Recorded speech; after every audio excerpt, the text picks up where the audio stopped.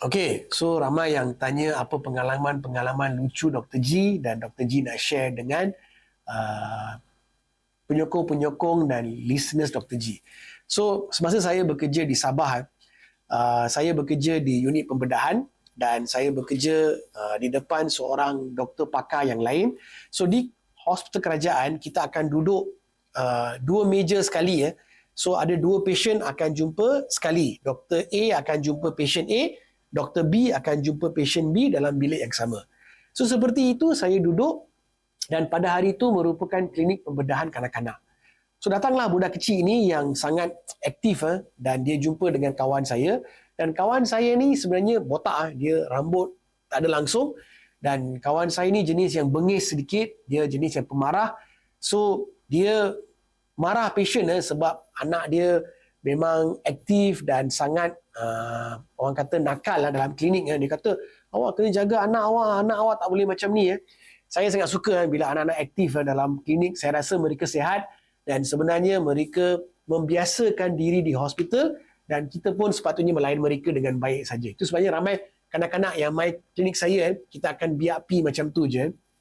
So budak ni, dia nakal, dia lari-lari ke klinik dan doktor ni dia dah mula marah. Tiba-tiba budak tu, dia datang dan dia sorok di bawah meja saya. Saya pun tengok lucu sebab dia duduk di bawah ni dan dia senyum kepada saya pun senyum balik kepada dia. Dan doktor ni tiba-tiba dia kehilangan budak ni, dia pun terfikir mana hilang budak ni. So dia pun tanya mak dia pun tak jumpa dan saya pun bagi tahu budak ni diam. So dia pun diam. So tiba-tiba saya bagi tahu kawan saya yang doktor pakar yang botak ni, budak ni ada di bawah ni. So doktor kawan saya dia bangun seperti ni dan dia toleh ke dalam meja di bawah ni. So budak ni tiba-tiba dia tengok atas, nampak kepala botak kawan saya yang pakar ni, dia terkejut. So dia ambil tangan dia tampar kepala botak dia macam tu. So kawan saya terkejut sebab ditampar begitu, dia tiba-tiba tersedak dan duduk seperti itu dan dia diam sementara. Saya pun tak tahu nak buat macam mana. Dia dah kena tampar macam tu. Dia pun malu, tak tahu nak tegur ke, tak nak tegur ke, nak biar ke, tak nak biar ke. Lepas tu saya bagi tahu budak ni, baik kau keluar cepat-cepat. So dia pun keluar dan pakar saya marah mak dia. Anak awak tak sepatutnya buat macam tu.